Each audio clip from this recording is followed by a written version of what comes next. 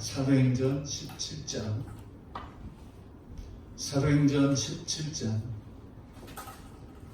22절부터 34절까지 믿음으로 선포하시겠습니다. 사도행전 17장 22절부터 34절까지입니다. 바울이 아레아 보고 가운데 서서 말하되 아덴 사람들아 너희를 보니 범사에 종교심이 많도다. 내가 두루 다니며 너희가 위하는 것들을 보다가 알지 못하는 신에게 라고 새긴 단도 보았으니 그런즉 너희가 알지 못하고 위하는 그것을 내가 너희에게 알게 하리라. 우주와 그 가운데 있는 만물을 지으신 하나님께서는 천지의 주제시니 손으로 지은 전에 계시지 아니하시고 또 무엇이 부족한 것처럼 사람의 손으로 섬김을 받으시는 것이 아니니 이는 만민에게 생명과 호흡과 만물을 친히 주시는 이심이라.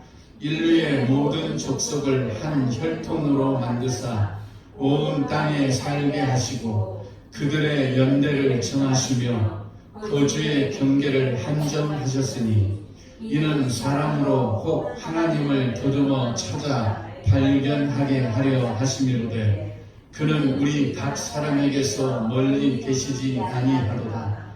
우리가 그를 힘입어 살며 기도하며 존재하느니라.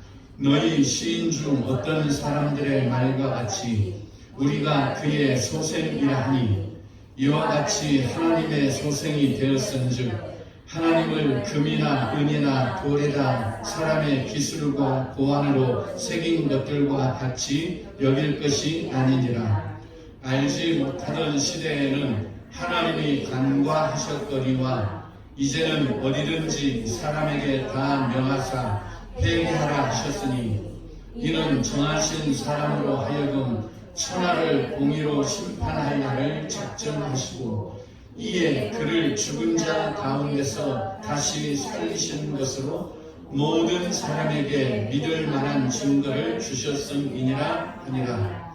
그들이 죽은 자의 부활을 듣고 어떤 사람은 조롱도 하고 어떤 사람은 이 일에 대하여 내 말을 다시 듣겠다 하니 이에 바울이 그들 가운데서 떠나매 몇 사람이 그를 가까이 하여 믿으니 그 중에는 아레오바고 관리 디오누시오와 다마리라 하는 여자와 또 다른 사람들도 있었더라. 아멘. 오늘 말씀을 보면 바울이 아덴 사람들에게 내가 너희에게 알게 하겠다 이렇게 말씀하고 있습니다. 그만큼 이들이 뭔가 알지 못하고 그들 안에 이 종교심은 정말 막 불타오르고 어떻게든 신을 섬겨보려고 그렇게 아주 열심을 가지고 그들이 신들을 섬기고 있는데 바울이 보니까 알지 못하는 신에게 이런 문구가 있고 또 제단이 있는 것을 보았죠. 알지 못하는 신이라는 것은 그들의 어떤 두려움을 나타내는 겁니다. 그들은 어떤 그들의 정성으로 신을 만족해 한다는 그런 잘못된 개념을 가지고 있습니다. 그래서 자신들이 혹시라도 한 신이라도 빠뜨리고 제단을 쌓고 또 신을 만족해 하면 그 누락된 신이 자기들에게 노할까 봐서 혹여라도 이렇게 알지 못하는 우리가 미처 알지 못했던 신이 있다면 우리를 용서해 주세요 하고 이렇게 제단을 쌓는 이제 그런 걸 바울이 본 거예요. 우리도 유사한 걸 하잖아요. 혹시 하나님이 안 들어줄까 봐서 우리가 구하지 못한 것까지 다 들으시고 응답해 주세요. 이거하고 유사해요. 그러니까 이들도 혹시 우리가 신을 섬긴다고 섬겼는데 혹시 우리가 숨기지 못했던 신들이 있다면 노하지 마시고 그냥 들어주시고 우리에게 진노하지 말아주세요. 이렇게 해서 알지 못하는 신에게 라고 새긴 단을 이제 본 거예요. 그걸 보고 바울이 그렇게 말하죠. 그런즉 너희가 알지 못하고 위하는 그거, 너희가 신이 어떤 분인지를 알지 못하고 지금 행하고 있는 그것들을 내가 알게 해주겠다. 이렇게 바울이 지금 그들을 향해서 말하고 있습니다. 우리는 뭐 이들이 어쩌면 이렇게 할 수 있겠나 하는 생각을 하지만 우리도 마찬가지입니다. 하나님에 대한 두려움을 가진 사람들도 많이 있습니다. 내가 혹시 하나님 앞에 하나님을 만족시켜드리지 못하고 있지는 않는가? 열심히 신앙생활을 한다고 하지만 뭔가 하나님 앞에 내가 좀 부족하다라고 생각을 해서 그러기에 그런 두려움을 이제 가지고 있는 경우도 있습니다. 우리 안에도 이런 분명한 것들이 있어요. 혹시 내가 뭔가를 해야 되는데 내가 미처 그걸 못함으로 인해서 하나님이 노하지 않을까, 이런 부분들이 있는 거지요.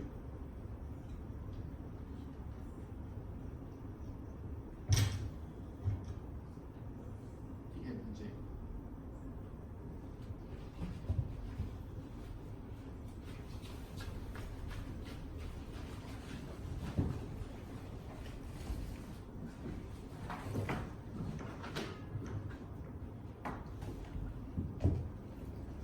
그래서 이 아덴 사람들은 신에 대한 두려움이 정말 많이 있었습니다.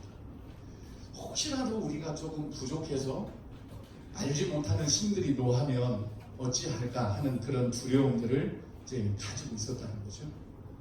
누구나 마찬가지입니다. 우리는 근본적으로 신에 대한 두려움이 있습니다. 여러분들 하나님 앞에 딱 선다 하면 하나님, 저는 하나님을 정말 저는 만족시켜 드렸습니다 할 사람 아무도 없습니다. 그냥 두려운 거죠. 우리도 그건 우리가 하나님을 잘 모르기 때문에 그렇습니다. 이 아덴 사람들이 신에게 100% 만족한다 해도 그들이 신을 분명히 아는 것 아니에요. 우리 역시도 하나님을 제대로 알지 못하면 이와 유사한 그런 신앙 행위를 할 수도 있습니다. 여러분, 우리가 믿는 하나님, 그 하나님은 우리가 드리는 것으로 만족하는 분입니까? 절대 아닙니다. 이미 그분은 만족이에요. 이미 그분은 완전하시고 이미 그분은 충만하세요. 그러니까 우리가 뭔가를 이렇게 해드리면 이제 좀 만족하겠네, 이런 분이 아니십니다. 오히려 그분은 우리에게 뭔가를 주시면서 우리를 만족시키려고 하시는 분이에요. 그런데 우리는 자꾸 반대로 생각을 합니다. 우리가 하나님을 만족시켜 드려야 된다고 생각해요. 그러면 어떻습니까? 그 순간에 하나님은 뭔가 부족한 분, 그렇게 우리가 하나님을 오해를 해버리는 거예요. 근데 하나님은 우리가 늘 그러잖아요. 충만하신 분이다, 완전하신 분이다, 더 이상 보태고 뺄 게 없는 모든 것이 다 충만한 분이다, 이렇게 우리가 믿고 있고 알고 있음에도 불구하고 실제 우리의 어떤 신앙생활에서는 우리가 그렇게 생각을 합니다. 그래서 우리가 예배도 잘 준비해서 드리면 하나님이 만족하게 흥량하시고 이제 그럴 것처럼 생각을 합니다.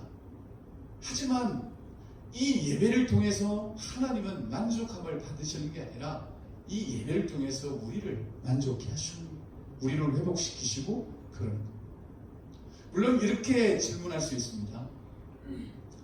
구약에 보니까 짐승을 잡아서 제사를 드릴 때 하나님이 흥량하시고 그러던데 그러면 그건 어찌 되는 겁니까? 네, 그런 내용이 있기는 있죠. 그렇지만 하나님이 그깟 그 짐승의 향기를 맡으시고 야 좋네 이러시겠어요? 우리가 너무 모르는 거예요. 그런 부분들을. 그냥 짐승을 이렇게 각을 떠서 번제로 그래서 그 향기를 올려드리면 하나님이 그 향기를 맡으시면서 좋아하시고 흡족해 하시고 만족해 하실 거라고 생각을 한다면 우리가 믿는 하나님은 아주 이상한 하나님이 되어버려요. 물론 성경은 그렇게 기록을 하고 있습니다. 하나님이 흠양하셨다. 그 왜 그렇습니까? 우리가 온전한 제사를 드림으로 해서 우리의 죄가 해결되었기 때문에 하나님은 만족하시죠. 결국은 우리예요. 우리. 하나님이 뭐 이런 것 저런 것 우리가 조금 섬기는 것 이런 거에 해서 막 만족을 하실 거라고 생각을 해서는 우리가 하나님을 오해한다는 겁니다. 하나님이 뭐 고기를 못 드셔서 짐승을 잡아서 그렇게 하시겠습니까? 우리의 100% 우리 만족을 위해서잖아요. 우리가 타락한 죄인들이 살아도 만족이 없고 그 안에 갈증 덩어리가 우리 안에 있잖아요.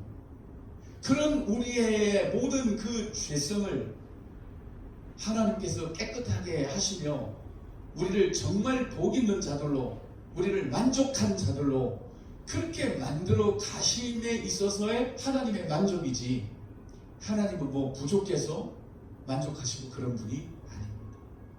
순전히 우리가 구원받고 우리의 어떤 죄가 제거되고 타락했던 하나님의 백성들이 다시 돌아오고 이런 우리의 만족을 기뻐하시는 분이라는 것을 우리가 놓치면 안 됩니다. 그러니까 우리가 신앙생활에 하면서도 뭔가 조금 하나님을 위해서 생색내고 그러면 그게 오히려 우리의 발목을 붙잡는 거예요.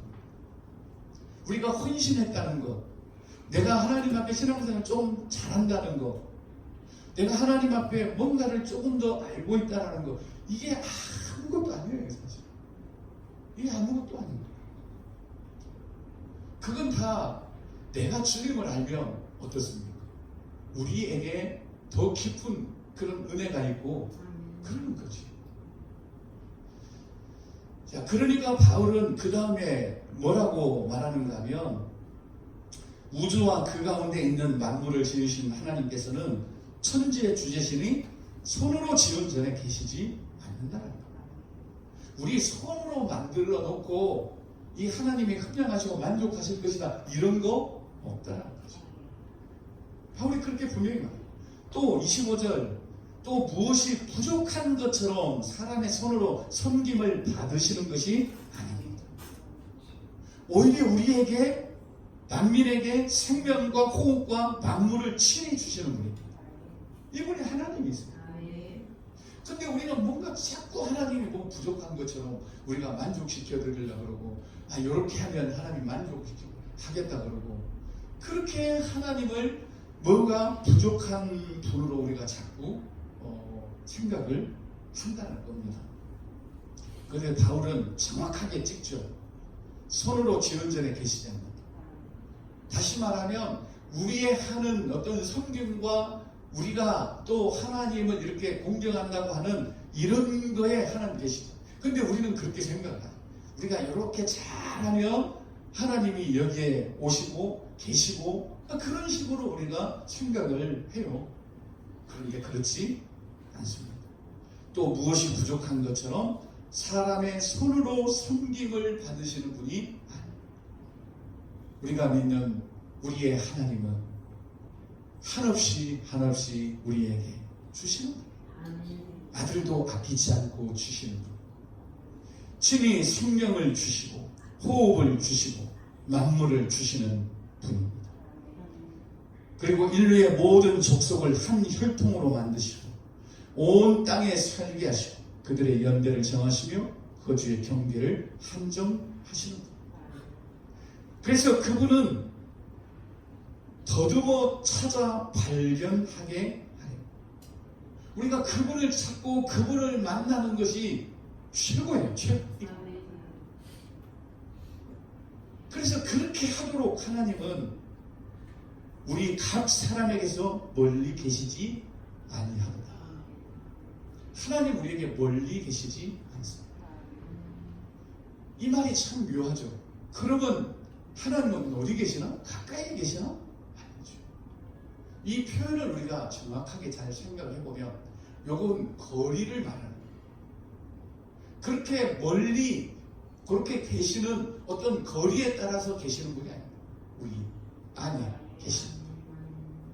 손으로 짓지 않고 예수의 피로 성전 삼으신 우리 안에 그분이 계십니다. 여기 계시고 저기 계시고 그러는 분. 그래서 그 하나님은 우리가 뭔가 제단을 쌓아놓고 그분을 위해서 열심히 섬기고 그 하나님을 만족시켜 드리려고 하는 거기에 계시는 것이 아니라 우리가 이 순간에도 한숨 호흡을 하는 거기에 하나님이 계십니다. 내가 호흡하고 내가 숨쉬고 내가 살고 내가 밥 먹고 내가 잠자고 하는 그 모든 곳에 하나님이 계십니다. 우리가 찾으려고만 하면 우리가 만나려고만 하면 우리가 발견하려고만 하면 그분을 우리는 한 호흡 속에서도 찾을 수 있고 만날 수 있고 그렇다. 이분이 하나님 우리의 모든 삶에서 우리에게 생명을 주시고 호흡을 주시고 만물을 주시고 우리의 거주의 경계까지 정하시고 그런 하나님. 그러니까 우리가 집에 들어갈 때도 하나님을 찾아서 만날 수 있고 집을 나올 때도 만날 수 있고 우리가 사는 거주지에서도 만날 수 있고 우리가 숨쉬면서 만날 수 있고 이 만물을 주셨으니 여기서도 만날 수 있고 우리가 먹으면서도 만날 수 있고 누군가를 만나면서도 하나님을 만날 수 있고 이렇게 하나님은 우리와 함께 하시는 분이지 멀리 떨어져 계시는 분이 아니라는 거죠. 그래서 28절 보면 우리가 그를 힘입어 살며 기동하며 존재한다는 거예요. 그러니까 우리가 존재하는 모든 것이 다 하나님이라는 거예요. 눈 깜빡이는 거 이거 하나도 다 하나님이 우리를 존재케 하시는 분이라는 거예요. 그를 힘입어 우리가 살고 있다는 거예요. 그를 힘입어 우리가 움직이고 있다는 거예요. 하나님을 힘입지 않으면 우리 못 움직여. 그냥 땅바닥에 누워있어요.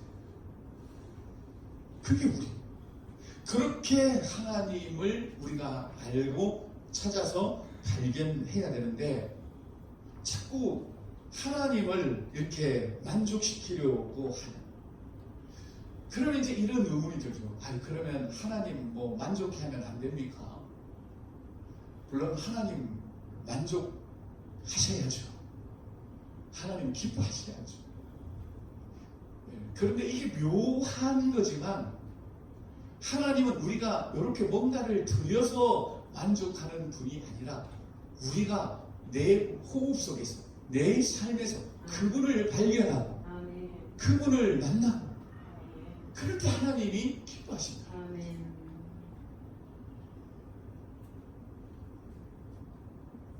그러니 우리가 믿는 우리가 또 하나님이라고 하는 그분에 대한 이 오해가 얼마나 골이 깊은지. 그러니까 바울도 내가 알게 하겠다.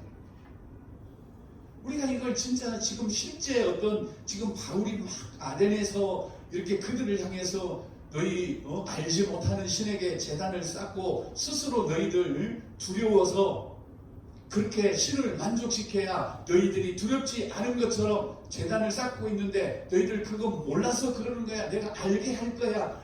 막 이런 어떤 상황을 우리가 생각하면 안 되고 지금 누가가 요 사건을 실제 역사적 사건을 여기다가 가져다 놓은 겁니다. 우리 그렇게 봐야 돼요. 그래야 우리가 이해가 돼요. 왜요? 누가는 우리의 정확한 믿음을 심어주기 위해서 지금 바울이 이렇게 했던 사건을 지금 여기다가 기록을 한 거예요. 그래야 우리가 누가의 의도를 알고 그러면 누가가 지금 뭘 하려고 하는지를 알 수가 있잖아요. 아, 하나님을 제대로 모르는 그런 어떤 믿음의 열심이 있을 수도 있다는 거죠. 여러분, 우리 안에는 기본적으로 종교심이 있습니다. 종교 씨앗이 있어요. 그래서 아무리 미개한 그런 사람들이라도 다 종교가 있어야 한다. 무슨 벌레를 하나 섬겨도 그들에게 종교가 있고요. 오히려 문화 문명이 발달하지 못한 그런 곳에 더 이 종교심이 더 많지요. 이 아덴 사람들도 종교심이 진짜 많아요. 범사의 종교심이 많아요. 여러분, 우리 안에 이 종교심이라는 거, 이것만 가지고도 우리가 얼마든지 신앙생활 할 수가 있어요. 우리 안에 이 종교심이, 범사의 종교심이 많은 우리 사람들도요, 종교심이 특출한 사람이 있고 또 그렇지 않은 사람들도 있어요. 그러니까 이 종교심 가지고도 얼마든지 신앙생활을 우리가 할 수 있고 열심을 낼 수도 있어요. 누가는 이런 걸 지금 경계하는 거예요. 열심은 있는데 도대체 하나님에 대해서 알지 못하고 알지 못하는 그 하나님을 열심히 숨기고 있는 이 부분에 대해서 누가는 우리에게 말해주고 싶어요. 바울의 말을 빌려서 알게 하리라. 누가는 지금 우리에게 알게 하리라는 이 부분을 지금 우리에게 말씀하고 있는 겁니다. 우리가 믿어야죠. 알고 믿어야죠. 종교심으로 신앙생활 하면 안 됩니다. 종교심으로 신앙생활 하면 어떻겠습니까? 그냥 고목나무 믿는 것도 다 종교심에서 나오는 거고, 불교도 종교심에서 나오는 거고, 어떤 샤머니즘 이런 것도 다 종교심에서 나오는 거잖아요. 우리가 종교심으로 신앙생활 한다면 대상만 바꾸는 거예요. 고목나무 대신에 그냥 하나님, 예수님 그렇게 그냥 믿는 거죠. 그러니 이 종교심이 얼마나 위험한 거죠. 누가는 아마도 이런 종교심에서 나오는 믿음에 대해서 굉장히 어떤 염려 또 아주 심각한 그런 마음을 가지고 있었던 것 같아요. 그러니까 혹여라도 우리가 이런 믿음으로, 이런 종교심에서 나온 믿음으로 가지 않기를 바라는 마음으로 지금 이 사도 바울의 사건을 여기에 기록을 하고 있는 겁니다. 결국은 이 바울이 전하는 건 뭐죠? 처음부터 어떤 것으로 시작을 하던 바울은 마지막은 뭡니까? 예수 그리스도. 마지막은 예수 그리스도. 지금 종교심을 이야기를 하고 하나님은 손으로 지은 전에 계시지 않는다. 부족한 분이 아니다. 모든 인류를 한 혈통으로 만든다. 더듬어 참든다. 살며 기도하며 우리가 호흡하고 그럴지라도 마지막 결론은 뭐죠? 예수 그리스도. 모든 성경을 이야기를 해도 마지막은 예수 그리스도가 우리의 결론입니다. 자, 그러니 보십시오. 31절에 보면 이는 정하신 사람으로 하여금, 정하신 사람이 뭐예요? 하나님이 택하신 사람이죠. 누굽니까? 예수 그리스도. 예수 그리스도로 하여금 천하를 공의로 심판한 날을 작정하셨다. 그렇죠? 예수 그리스도에 의하여 공의로 심판할 날을 이미 하나님은 작정하셨습니다. 결국 바울은 뭐예요? 예수 그리스도를 아는 지식 외에는 다 배설물로 여기는 사람이에요. 그러니 이 결론을 지금 예수 그리스도로 결론을 맺고 있습니다. 그래서 공의로 심판할 날을 작정하셨다. 여기에 대한 증거가 뭐냐?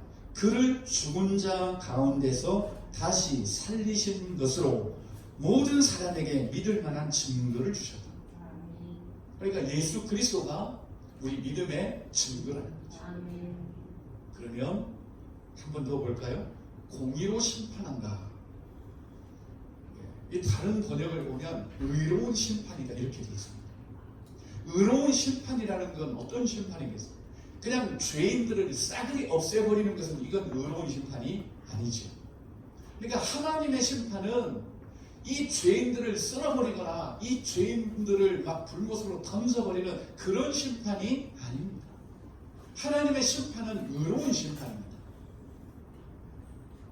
하나님의 심판은 의로운 심판인데 그 의로운 심판을 우리에게 보여주는 사건이 뭐예요? 부활 사건이에요.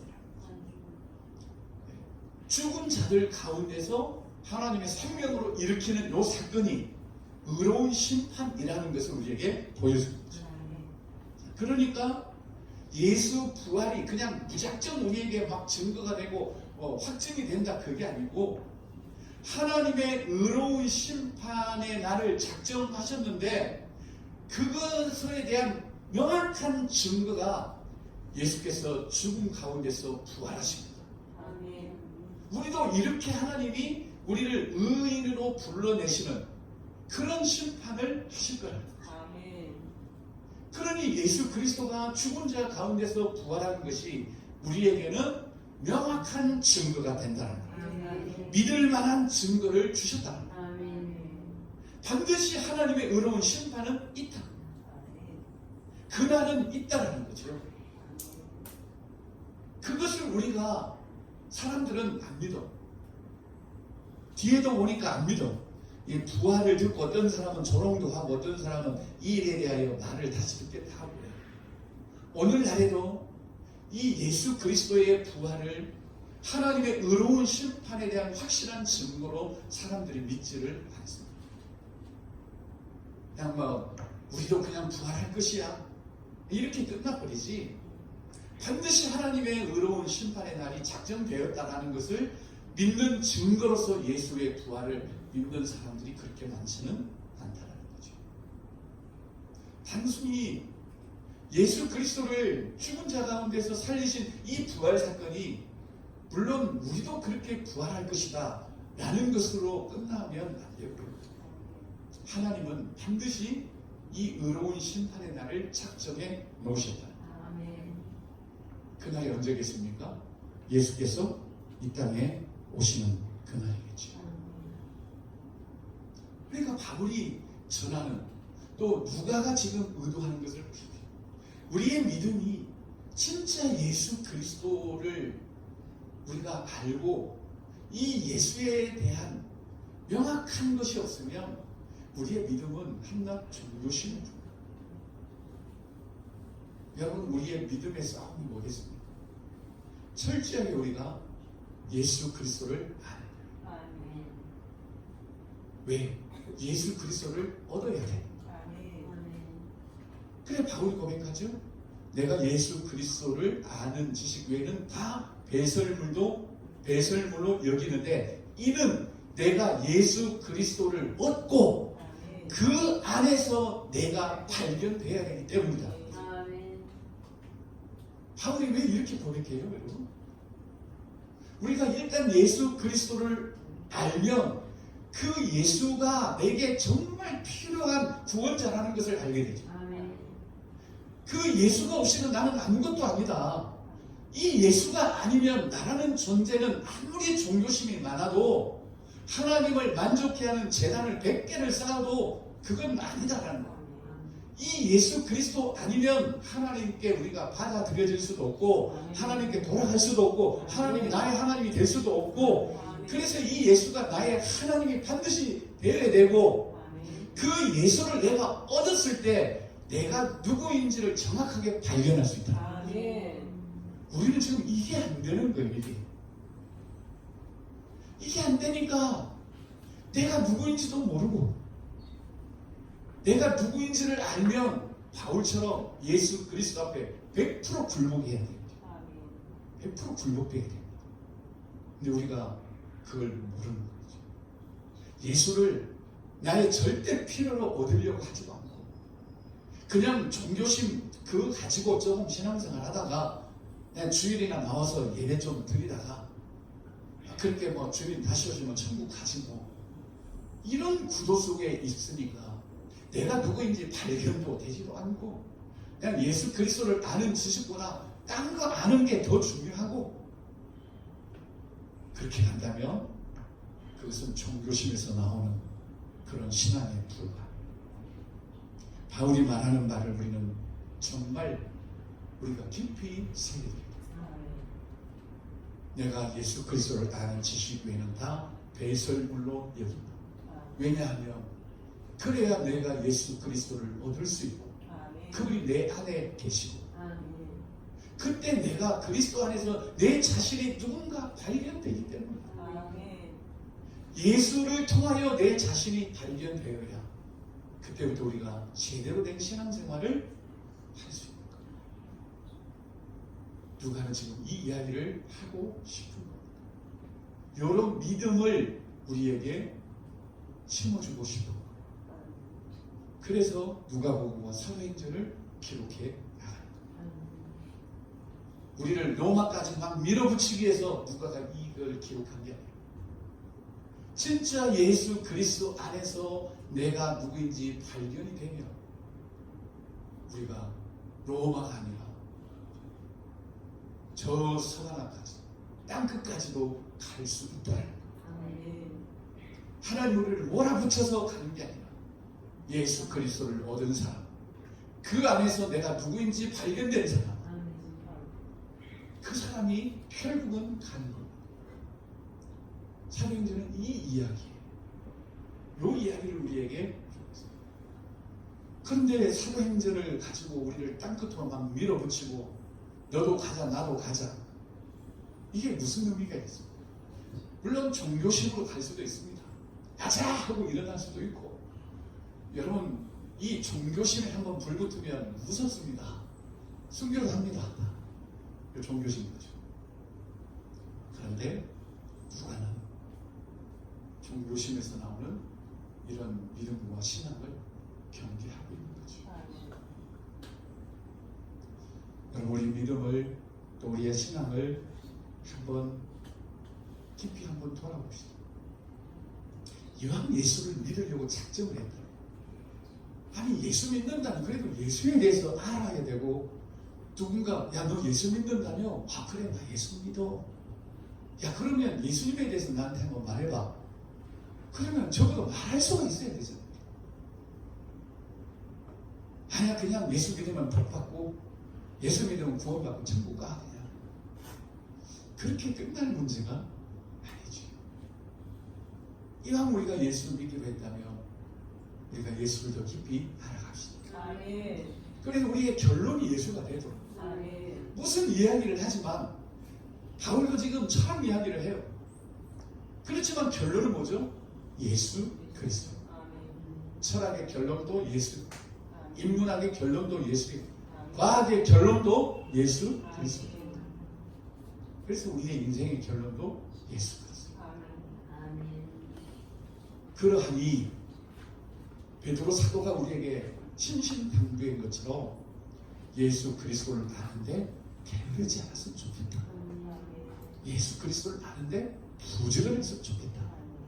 이 마음을 가지고 우리가 예수 그리스도를 알고 그 예수를 진실로 얻고 그 안에서 내가 발견되는 그런 믿음이기를 예수님의 이름으로 간절히 기도합니다.